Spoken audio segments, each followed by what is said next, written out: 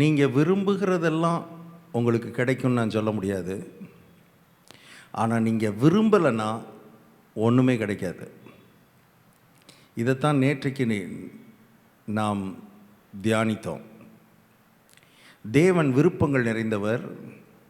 அவருடைய சாயலில் உண்டாக்கப்பட்ட மனிதனையும் விருப்பங்கள் நிறைந்தவனாகத்தான் உண்டாக்கியிருக்கிறார். விரும்புகிற எபிலிட்டி உள்ளவனாக, the ability to have desires, உள்ளே ஆசைகள் நிறைந்தவனாய் இருக்கும்படி தான் கடவுள் மனிதனை உண்டாக்கினார். என்றைக்கு மனிதன் விழுந்து போனானோ அவனுடைய ஆவி, ஆத்மா, மனது, எண்ணங்கள், உணர்ச்சிகள் எல்லாம் பருவற்றாகி பாழாக்கப்பட்டு திசை திருப்பப்பட்டது போல விருப்பங்களும் திசை திருப்பப்பட்டு விட்டது. மனிதனுடைய ஆசைகள் எல்லாம், அவனுடைய டிசையர்ஸ் எல்லாம் எப்பொழுதும் பொல்லாததாய் மாறிவிட்டது.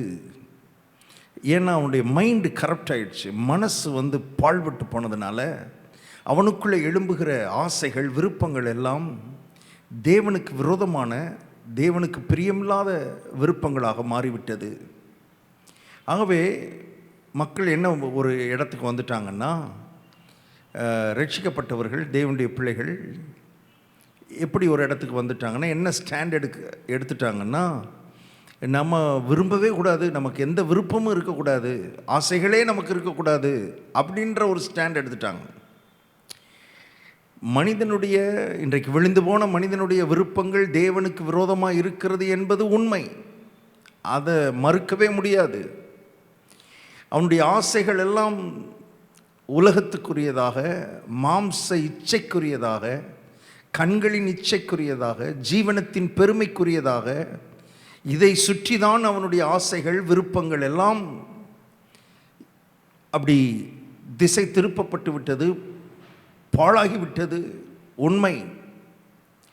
ஆனால் அது தடுக்கப்பட வேண்டும் என்பதற்காக மக்கள் எப்படி வந்துட்டாங்கன்னா, நமக்கு ஆசையே இருக்கக்கூடாதுன்ற இடத்துக்கு வந்துட்டாங்க. வேதம் அப்படி பேசவில்லை. நம்ம எதை பேசினாலும், எதை சொன்னாலும் வேதத்தின் அடிப்படையில் பேச வேண்டும். இப்போ தேவனுடைய பிள்ளைகளுக்கு, இயேசுவை ஆண்டவராக ஏற்றுக்கொண்டவர்களுக்கு தேவனே விருப்பங்களை உள்ள வைக்கிறார் என்று வேதம் சொல்லுகிறது. தேவனே ஆரோக்கியமான விருப்பங்களை உள்ள வைத்து, அந்த விருப்பங்களை ஜெபத்திலே கேட்டு, வாயை திறந்து சொல்லி, அந்த விருப்பங்களை நிறைவேற்றி, அதன் மூலமாய் தேவனே மகிழ்கிறார், தேவனே மகிழ்ச்சி அடைகிறார். இதுதான் கிறிஸ்தவ வாழ்க்கை. இப்படி தான் இருக்க வேண்டும் என்று கர்த்தர் விரும்புகிறார். ஆகவே நாம் விருப்பங்கள் கொள்ளுகிறவர்களாக இருக்கணும், விரும்பணும், சில காரியங்களை ஆசைப்படணும். தெய்வீகமான காரியங்களை, ஆரோக்கியமான காரியங்களை விரும்ப வேண்டும். விரும்பலைன்னா ஒன்றுமே நடக்காது. நீங்கள் விரும்பினாதான் கர்த்தர் கொடுத்து, நீதிமான் விரும்புகிறது அவனுக்கு கொடுக்கப்படும். இப்போ அடுத்த கேள்வி, அப்படின்னா எதை வேணாலும் விரும்பலாமா? நம்ம விரும்புகிறதெல்லாம் கர்த்தர் கொடுப்பாரா? இல்லை, எதை வேணாலும் விரும்ப முடியாது. இப்போ நம்முடைய விருப்பத்தை தேவனுடைய வார்த்தையோடு உரசி பார்க்க வேண்டும். ஏன்னா விழுந்து போன மனிதனுடைய விருப்பம் இயல்பாக தேவனுக்கு விரோதமாக தான் இருக்குது. பாருங்கள், விரும்புகிறதே தப்பாக தான் விரும்புகிறாங்க. ஏன்னா இந்த மாதிரி வசனங்களை அந்த மார்க் 11:23 அடிப்படையாக வச்சு தான் நான் பேசிக்கிட்டு இருக்கிறேன். கவனிங்க. எவனாகிலும் இந்த மலையை பார்த்து நீ பெயர்ந்து சமுத்திரத்திலே தள்ளுண்டு போ என்று சொல்லி தான் சொன்னபடியே நடக்கும் என்று தன் இருதயத்தில் சந்தேகப்படாமல் விசுவாசித்தால் அவன் சொன்னபடியே ஆகும் என்று மெய்யாகவே உங்களுக்கு சொல்லுகிறேன். அப்படி சொல்லிட்டு அடுத்த வசனம் 24வது வசனத்தில் சொல்லுகிறார், ஆதலால் நீங்கள் ஜெபம் பண்ணும்போது கேட்டுக்கொள்வது எதுவோ அதை பெற்றுக்கொள்வோம் என்று விசுவாசியுங்கள், அப்பொழுது அவைகள் உங்களுக்கு உண்டாகும் என்று தமிழில் இருக்குது. ஆங்கிலத்தில் எப்படி இருக்குதுன்னா, நீங்கள் ஜெபிக்கும்போது எவைகளை விரும்பி கேட்டுக்கொள்வீர்களோ, அந்த வேர்டை தமிழில் விட்டுட்டாங்க. கேட்குறதுக்கு முன்னால் விரும்பணும். எவைகளை விரும்பி கேட்டுக்கொள்வீர்களோ அவைகள் உங்களுக்கு உண்டாகும். அவைகளை பெற்றுக்கொள்வோம் அல்லது பெற்றுக்கொண்டோம் என்று விசுவாசியுங்கள், அப்பொழுது அவைகள் உங்களுக்கு உண்டாகும். ஸோ விரும்பி கேட்கணும். ஜெபம் என்பது நம்முடைய விருப்பம் விசுவாசமாக மாறி அந்த விசுவாசம் ஜெபமாக மாற வேண்டும். அப்போ தான் அது நடக்கும். ஸோ விரும்பாமல் ஒன்றும் நடக்காது. விரும்பாமல் சும்மா ஏதோ ஜெபம் பண்ணணுமேன்னு ஜெபம் பண்ணிகிட்டு இருக்கிறது இல்லை. எதையோ ஒன்று கேட்கணுமே ஜெபம் பண்ணணுமேன்னு பண்ணுறது இல்லை. பதில் பெறணுமேன்னு ஜெபிக்கணும். பதில் பெறுவதற்காக ஜெபிக்க வேண்டும். ஸோ அநேகர் இந்த மாதிரி வசனங்களை எடுத்துக்கொண்டு அவர் விரும்பி கேட்க சொல்லிட்டாரு, அதனால் நான் எதை வேணாலும் விரும்பி கேட்கலான்னு எதையோ ஒன்று தேவனுக்கு பிரியமில்லாத தேவனுடைய வார்த்தைக்கு விரோதமான காரியங்களெல்லாம் விரும்பி, ஏன்னா விழுந்து போன இருதயம் பாருங்கள், விழுந்து போன மனது அது எதையோ அதான் சொல்லிட்டாரு, விரும்ப சொல்லிட்டாருன்னு எதையோ விரும்புகிறது பாருங்கள். ஒரு அம்மா சொன்னாங்களாம், என்ன விரும்புகிறீங்கன்னு கேட்டால், மாமியார் சீக்கிரமாக பரலோகம் போகணுன்னு விரும்புகிறேன்றான். என்ன விருப்பம் பாருங்கள். இன்னொரு ஆளை கேட்டால், பக்கத்து வீட்டுக்காரன் மனைவியை நான் விரும்புகிறேன்றான். இப்படியெல்லாம் இருக்கிறார்கள் பாருங்கள். வேதத்துக்கு ஒவ்வாத வார்த்தைக்கு விரோதமான இதனால தான் எந்த ஸ்டாண்ட் எடுத்துட்டாங்கன்னா விருப்பமே இருக்கக்கூடாதுன்ட்டாங்க. மக்கள் இப்படியெல்லாம் தவறான முடிவுகள், தவறான இடத்துக்கு போயிடுறாங்க அப்படின்னு சொல்லிட்டு விருப்பமே இருக்கக்கூடாது, ஆசையே இருக்கக்கூடாதுன்ட்டாங்க. வேதம் அப்படி போதிக்கலையே. வேதம் போதிக்கிறத கரெக்டாக நம்ம போதிக்கணும். கரெக்டாக எடுத்தால் தான் வாழ்க்கையில் சரியான ரிசல்ட்ஸை நம்ம பெற முடியும்.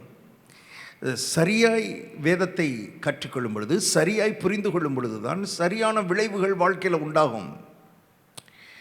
எதையோ ஒன்று விரும்ப சொல்லலை ஆண்டவர். நீ என்னத்தை வேணாலும் விரும்பு அப்படி சொல்லலை. நம்முடைய விருப்பம், நல்லா கவனிங்க, நம்முடைய விருப்பங்கள் தேவனுடைய விருப்பங்களாக இருக்க வேண்டும். தேவன் எதை விரும்புகிறாரோ அதை நம்முடைய விருப்பங்களாக மாற்றணும். இன்னும் சொல்ல போனால் வேதத்தில் எழுதப்பட்டிருக்கிறது, தேவனே தம்முடைய தயவுள்ள சித்தத்தின்படி, பிலிப்பியர் 2ஆம் அதிகாரத்தில் எழுதப்பட்டிருக்கிறது, 2:11 நினைக்கிறேன். தேவனே தம்முடைய தயவுள்ள சித்தத்தின்படி விருப்பத்தையும் செய்கையையும் நமக்குள்ளே உண்டாக்குகிறவராக இருக்கிறார். தேவனே விருப்பத்தை உள்ள வைக்கிறாராம். தேவனே தம்முடைய விருப்பத்தை, அவருடைய விருப்பத்தை உள்ள வைக்கிறார். இப்போ ஒரு தேவனுடைய பிள்ளை தேவனுடைய விருப்பங்கள் நிறைந்தவனாக இருக்க வேண்டும். இவனுடைய சுய விருப்பம் இல்லை, இவனுடைய சுய ஆசைகள் இல்லை. இந்த சுயம் என்பது ரொம்ப டேஞ்சரஸ். ஏன்னா இது விழுந்து போன மனிதன், விழுந்து போன உலகத்தில் வாழ்ந்து கொண்டிருக்கிறோம். இப்போ நம்முடைய விருப்பங்களும் தேவனிடத்திலிருந்து வர வேண்டும், தேவனுடைய விருப்பங்களாக இருக்க வேண்டும். பாருங்க, அவரே விருப்பத்தை உண்டாக்குகிறார் என்று எழுதப்பட்டிருக்கிறது. எப்போ உண்டாக்குகிறார்? தேவன் எப்படி அவருடைய விருப்பத்தை நமக்குள்ள உண்டாக்குகிறார்? 2 காரியங்களை சொல்கிறேன், கவனிங்க. ஒன்று, சங்கீதம் 37:4. சங்கீதம் 37:4 அதில் வேதத்தில் எழுதப்பட்டிருக்கிறது, கர்த்தரிடத்தில் மனமகிழ்ச்சியாயிரு, கர்த்தரிடத்தில் மனமகிழ்ச்சியாயிரு, அவர் உன் இருதயத்தின் வேண்டுதல்களை அல்லது விருப்பங்களை உனக்கு அருள் செய்வார். இது எப்படி இருக்குதுன்னா, நீ என்ன விரும்புகிறையோ அதை உனக்கு கொடுப்பார் அப்படின்ற அர்த்தத்தில் இருக்கிற மாதிரி மேலோட்டமாக படித்தா அப்படி இருக்குது. ஆனால் உண்மையில் அது இல்லை. கர்த்தரிடத்தில் மனமகிழ்ச்சியாயிரு, அவர் உன் இருதயத்தின் உன் இருதயத்தில் வேண்டுதல்களை அருள் செய்வார். உன் இருதயத்துக்குள்ள விருப்பங்களை கொடுப்பார், இருதயத்தில் விருப்பங்களை வைப்பார். அந்த அர்த்தம். எப்பொழுது வைப்பார்?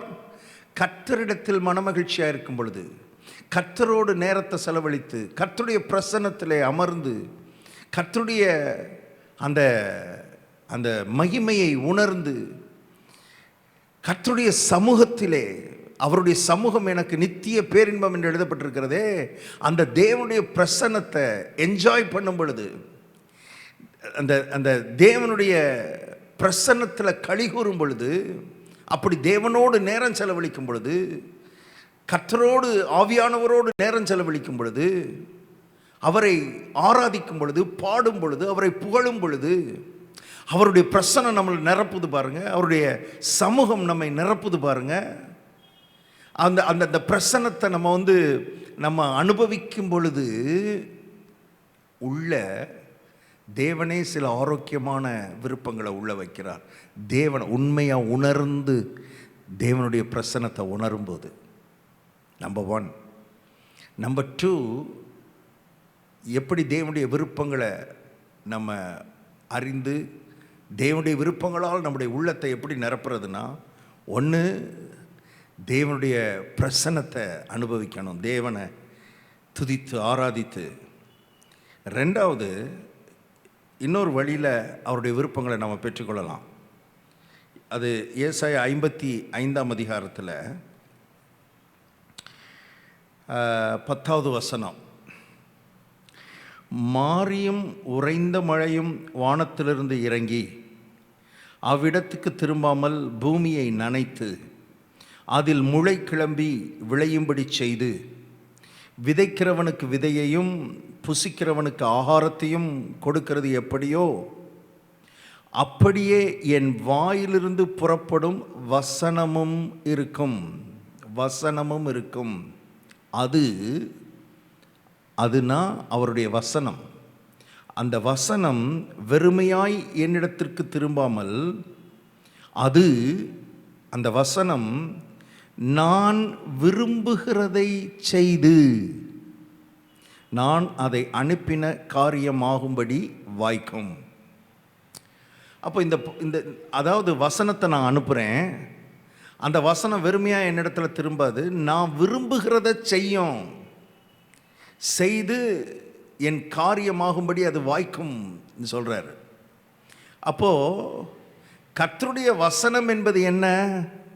அவர் என்ன விரும்புகிறாரோ அதைத்தான் வசனமாக அனுப்புகிறார். கவனிக்கிறீங்களா? அப்போ வசனம் என்பது தேவனுடைய விருப்பங்கள் நிறைந்தது தான் வசனம். தேவனுடைய விருப்பங்கள் இஸ் ஈக்குவல் டு தேவனுடைய வார்த்தைகள். God's desires are God's words. God's words are God's desires. தேவனுடைய வார்த்தைகள் தான் தேவனுடைய விருப்பங்கள்.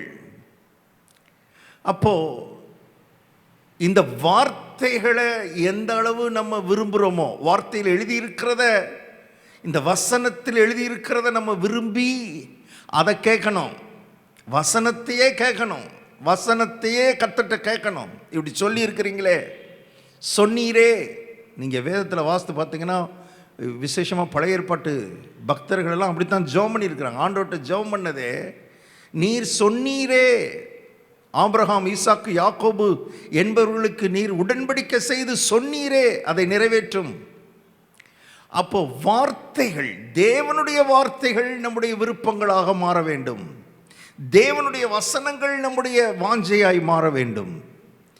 நம்முடைய விருப்பங்கள் வார்த்தையிலிருந்து வர வேண்டும். அதான் சொல்ல வரேன். நம்ம கண்டதையெல்லாம் விரும்பிக்கிட்டு இருக்கிறது இல்லை, கர்த்தருடைய வார்த்தையை விரும்பணும்.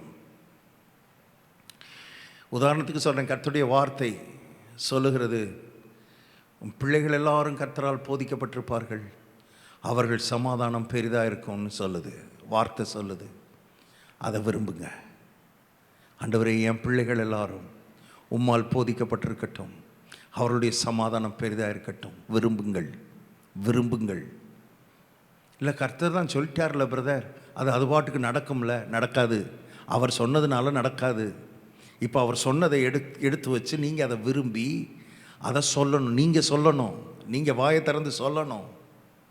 நீங்கள் அதை கேட்கணும். கர்த்தர்ட்ட விரும்புகிறதை என்னிடத்தில் கேள். விரும்பிக்கிட்டு மட்டும் இருன்னு கர்த்தர் சொல்லலை.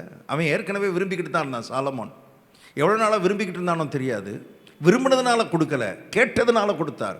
விரும்புகிறது வாயிலே சொல்லப்பட வேண்டும், கேட்கப்பட வேண்டும். விரும்புகிறதை என்னிடத்தில் கேள். அவன் என்ன விரும்புகிறான்னு கர்த்தருக்கு தெரியாதா? தெரியும். அவன் விரும்புகிறது கர்த்தருக்கு தெரியும். அவர் உள்ளிந்திரியங்களை ஆராய்ந்து அறிகிறவர், தெரியும். ஆனால் லா என்ன சொல்லுது, கோட்பாடு என்ன சொல்லுதுன்னா, விரும்புகிறத வாயை திறந்து கேட்டாதான் கொடுக்க முடியும். இட்ஸ் அ லா. அதனால் பைபிளில் இருக்கிறதுனால ஆட்டோமேட்டிக்காக நடக்கும்னு சொல்லலை. வாக்குத்தத்தத்தை கர்த்தர் கொடுத்தது தான் அது பாட்டுக்கு ஆட்டோமேட்டிக்காக நடந்துடும். கர்த்தர் என்றைக்கோ ஒரு வாக்குத்தத்தை உங்களுக்கு கொடுத்துருப்பார். அந்த வாக்குத்தத்தத்தை உங்கள் விருப்பமாக மாற்றினீங்களா?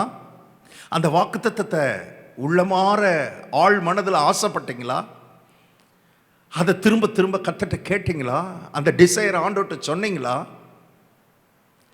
அதுக்கு நேரம் செலவழிச்சிங்களா?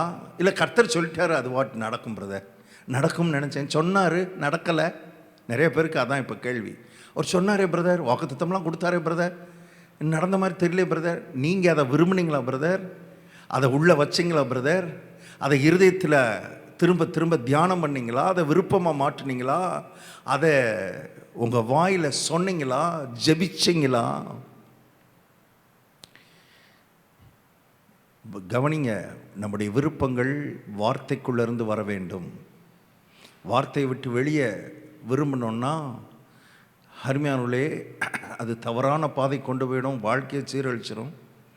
அப்படி நிறைய பேர் அப்படி அவருடைய வாழ்க்கை அழிந்து விட்டது நான் என் கண்ணால் பார்த்துருக்கிறேன், என்னுடைய கண்ணால் நான் பார்த்துருக்கிறேன். ஆகவே தேவனுடைய பிள்ளைகள், உங்கள் விருப்பங்கள் எல்லாம் வார்த்தைகளிலிருந்து வரட்டும், தேவனிடத்திலிருந்து வரட்டும். தேவனுடைய விருப்பங்களாய் உங்கள் விருப்பங்கள் இருக்க வேண்டும். உங்கள் ஆசைகள் எல்லாம் வேத வசனம். வசனம் சொல்லுகிறது, கர்த்தராகிய இயேசு கிறிஸ்துவை விசுவாசி, அப்பொழுது நீயும் உன் வீட்டாரும் ரட்சிக்கப்படுவீர்கள். இதை விரும்புனீங்களா? என் வீட்டாரெல்லாம் ரட்சிக்கப்படணுமே, என் சொந்த பந்தம்லாம் ரட்சிக்கப்படுவீர்கள்னு கர்த்தர் சொல்லிட்டாரே. அதை விருப்பமாக மாற்றினீங்களான்னு யோசித்து பாருங்கள். அதை விருப்பமாக மாற்றினீங்களா? அதை விருப்பமாக மாற்றி கர்த்தர்ட்ட கேட்டிங்களா? யோசித்து பாருங்கள். நீ வாளாகாமல் தலையாவாயின்னு கர்த்தர் சொன்னாரே, அதை விரும்புனீங்களா? நீங்கள் சொல்லியிருக்கிறீங்களா? ஆண்டவரே, கீழாகாமல் மேலாவாய் நீர் சொல்லி இருக்கிறீரே. நீயோ அநேகம் ஜாதிகளுக்கு கடன் கொடுப்பாய், கடன் வாங்காதிருப்பாய் சொன்னிருக்கிறீரே. நான் அதை விரும்புகிறேன் ஆண்டவரே. நான் கடன் வாங்கக்கூடாது, நான் ஒரு கடன் வாங்குகிற ஆளாக இருக்கக்கூடாது, கடன் கொடுக்குற ஆளாக மாறணும். அந்த ஆசை வந்துச்சா? உள்ள விரும்புனீங்களா? எந்த விருப்பமும் இல்லை, ஒரு ஆசையும் இல்லை. பைபிள் கையில் மட்டும் இருக்குது, கையில் இருக்குது, பையில் இருக்குது. ஆனால் அந்த வார்த்தை உள்ள விருப்பமாக, ஆசையாக, அது அப்படியே ஒரு அக்கினி மாதிரி இந்த வார்த்தை எரியலை நமக்குள்ள. நம்ம எல்லாருக்கும் கர்த்தர் இந்த கிருபையை தருவாராக. இந்த வார்த்தையை வாசிக்கும் பொழுது அதை அப்படியே விருப்பமாய் மாற்றுங்கள். வார்த்தைகளை அப்படியே விரும்ப ஆரம்பிங்க, ஆசைப்பட ஆரம்பிங்க. அது உங்களுடைய டிசைராக மாறட்டும். என் வாழ்க்கையில் இப்படி நடக்கணும் ஆண்டவரே, என் குடும்பத்தில் இப்படி நடக்கணும், எங்கள் சபையில் இப்படி நடக்கணும், எங்கள் பட்டணத்தில் இப்படி நடக்கணும், எங்கள் தேசத்தில் இப்படி நடக்கணும். பாருங்க. ஸோ நம்ம விரும்புகிறதெல்லாம் கிடைக்கும்னு சொல்ல முடியாது, ஆனால் விரும்பலைன்னா ஒன்றுமே கிடைக்காது. ஸோ விரும்புகிறவர்களாய் நாம் மாற வேண்டும், விருப்பம் நிறைந்தவர்களாய் மாற வேண்டும். இட்ஸ் அ லா. இது ஒரு கோட்பாடு. இப்போ விரும்பிக்கிட்டே இருந்தால் போதாது, விருப்பத்தை சொல்லணும். அதான் மார்க் 11:23 கர்த்தர் நம்ம கற்றுக் கொடுக்குறார். நீ என்ன விரும்புகிறையோ அதை வாயை திறந்து சொல்லு. நீ மலையை பார்த்து நீ பெயர்ந்து சமுத்திரத்திலே தள்ளுண்டு போ என்று சொல்லி. இப்போ இதில் இன்னும் ஒரு காரியத்தை நான் சொல்லி முடிக்கிறேன். நீ மலையை பார்த்து நீ என்ன விரும்புகிற? இது பெயர்ந்து சமுத்திரத்தில் தள்ளுண்டு போகணுன்றதை தான் விரும்புகிற. அதை மட்டும் சொல்லு, அதை மட்டும் விரும்பு, அதை மட்டும் சொல்லு. நீ சொன்னபடியே ஆகும்னு விசுவாசி, நீ சொன்னபடியே ஆகும். இப்போ நீ என்ன விரும்பினையோ அதை சொல்லு. நீ என்ன விரும்பலையோ, இந்த மலையை நீ விரும்பலை, மலை அந்த இடத்துல இருக்கிறத விரும்பலை. இப்போ அந்த மலையை பற்றி நீ சொல்லவே சொல்லாத, பேசவே பேசாத. ஏன்னா நீ அதை விரும்பலை. அந்த மலை அங்கே இருக்கிறத நீ விரும்பலை. அப்போ நீ மலையை பற்றி எதுவுமே பேசாத. அது பெயர்ந்து சமுத்திரத்திலே தள்ளுண்டு போய் என்று மாத்திரம் சொல். கவனிங்க, ரொம்ப முக்கியமானது. என்ன லா என்னன்னா, இப்போ கவனிங்க, லா என்னன்னா, நீ விரும்புகிறதை மட்டும் சொல், நீ விரும்பாததை ஒருபோதும் உன் வாயை திறந்து சொல்லாதே. That's very important principle. நம்ம என்ன விரும்புகிறோமோ அதை மட்டும் பேசுகிறவர்களாக மாறணும். அது ஜெபத்தில் கூட, ஜெபம் கூட நம்ம விரும்புகிறதை சொல்கிறது தான் ஜெபம். நம்ம விரும்புகிறதை கேட்கறது தான் ஜெபம். நம்ம விரும்பாததெல்லாம் கொண்டு போய் கொட்டிக்கிட்டு இருக்கிறது இல்லை.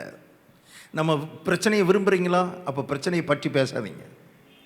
கடனை விரும்புகிறீங்களா? கடனை நீங்கள் விரும்பலை, அப்போ கடனை பற்றி ஏன் பேசுகிறீங்க? கடனை பற்றி ஏன் சொல்கிறீங்க? கடனை பற்றி எங்கேயுமே சொல்லாதீங்க, யார்ட்டையுமே சொல்லாதீங்க. அதை வாயை திறக்காதீங்க. நீங்கள் விரும்புகிறத மட்டும் பேசுங்கள், விரும்பாததை பேசவே பேசாதீங்க. நீங்கள் விரும்பாத பிரச்சனையை பேசாதீங்க. பிரச்சனை இருக்கலாம், இருக்கிறதுக்காக நீங்கள் பேசணும்னு அவசியம் இல்லை. மலை அங்கே இருக்குது, ஆனால் மலையை பற்றி பேசாதீங்க. மலையை பற்றி பேசுங்க. மலையை பார்த்து நீங்கள் என்ன விரும்புகிறீங்களோ அதை மட்டும் பேசுங்கள். இப்போ தான் கவனிங்க, வேதத்தில் ஒரு வசனம் இருக்குது, இடைவிடாமல் ஜெபம் பண்ணுங்கள். பாருங்க, இடைவிடாமல் ஜெபம் பண்ணுங்கள். ரொம்ப முக்கியமான வார்த்தை. இந்த வசனத்துக்கு ரொம்ப நாள் எனக்கு அர்த்தம் புரியலை. ஆனால் இப்போ கர்த்தர் இந்த பகுதியை நம்ம கற்றுக்கொள்ளும் பொழுது அதற்கு நமக்கு விளக்கம் கொடுக்குறார். பாருங்கள், இடைவிடாமல் ஜெபம் பண்ணுங்கள்னா என்ன சொல்ல வர்றார் தெரியுமா? கர்த்தர் என்ன சொல்கிறார் தெரியுமா? 24 மணி நேரம் ஜெபம் பண்ணிக்கிட்டு அப்படி சொல்லலை. கர்த்தரை பொறுத்தளவில் ஜெபம் என்பது நாம் என்ன விரும்புகிறோமோ அதை சொல்கிறது தான் ஜெபம். அப்போ இடைவிடாமல் ஜெபம் பண்ணுங்கள்னா என்ன அர்த்தம் தெரியுமா? நீ விரும்புகிறத மட்டும் வாழ்க்கையில் பேசு, நீ விரும்பாததை வாயை திறந்து பேசிடாத, நீ விரும்பாததை வாயை திறந்து சொல்லாத. இடைவிடாமல் ஜெபம் பண்ணுங்கள்னா அதான். ஜெபம்னாலே நீ விரும்புகிறத மாத்திரம் சொல்லுன்னு கர்த்தர் சொல்கிறார். நீங்கள் விரும்புகிறத மாத்திரம் பேசுங்கள். ஜெபத்தில் நீங்கள் எதை விரும்புகிறீங்க? வார்த்தை சொல்லியிருக்கிறத தான் விரும்பணும்னு நம்ம இவ்வளோ நேரம் பார்த்தோம். அப்போ நீங்கள் ஜெபத்தில் எதைத்தான் பேசணும் தெரியுமா? வார்த்தையை தான் பேசணும். வார்த்தை இப்படி சொல்லியிருக்கிறீங்களே ஆண்டவரே, வாக்குத்தத்தம் இப்படி கொடுத்துருக்கிறீங்களே ஆண்டவரே, இதை சொல்லியிருக்கிறீங்களே, இதை என்னுடைய வாழ்க்கையில், என்னுடைய குடும்பத்தில், என் பிள்ளைகள் வாழ்க்கையில், என் தொழிலில், என்னுடைய வியாபாரத்தில், நான் வேலை செய்கிற இடத்துல, நான் படிக்கிற இடத்துல, எங்களுடைய சபையில், எங்களுடைய பட்டணத்தில் எதை பற்றியெல்லாம் வார்த்தை சொல்லியிருக்குதோ, அப்போ நம்முடைய ஜெபம் முழுவதும் வார்த்தையால் நிரம்பி, தேவனுடைய வார்த்தையால் நிரம்பி இருக்கிற மாதிரி பார்த்துக்கொள்ளுங்கள். நம்ம பிரச்சனையெல்லாம் போய் உட்காந்துக்கிட்டு அதையே சொல்லிக்கிட்டு, ஒன்றும் சரியில்லை ஆண்டவரே, ரொம்ப மோசம் ஆண்டவரே, எங்கள் குடும்பத்தில் ஒருத்தருமே ரட்சிக்கப்படாமல் இருக்கிறாங்கப்பா, இப்படியா சொல்லிக்கிட்டு இருக்கிறது? இப்போ ரட்சிக்கப்படாமல் இருக்கிறதையா நீங்கள் விரும்புகிறீங்க? அவங்கெல்லாம் ரட்சிக்கப்படாமல் இருக்கிறது கர்த்தருக்கு தெரியாதா? இப்போ நீங்கள் என்ன விரும்புகிறீங்கன்றதை கர்த்தர் பார்க்க விரும்புகிறார். அதனால தான் ஜெபிக்க சொல்கிறார். நீங்கள் என்ன விரும்புகிறீங்க? ரட்சிக்கப்படுவார் என்று சொல்லி இருக்கிறதே, அதை நான் பேசுகிறேன் ஆண்டவரே, அதை நான் சொல்கிறேன் ஆண்டவரே. அப்படி ஒரு ஒரு ஒரு கட்டுப்பாட்டுக்குள்ளே வரணும் நம்முடைய வாயின் வார்த்தைகள். பிரச்சனையை பூரா போய் கர்த்தர்ட்ட சொல்லிடணும். எல்லாத்தையும் சொல்லிவிட்டு அழுதுட்டு எந்திரிச்சிட்டேன் பிரதர். ஜெபத்தில் ஒன்றையும் பெற்றுக்கொள்ளலை பாருங்கள். 0 வாழ்க்கையில் எதையும் பெற்றுக்கொள்ளவில்லை.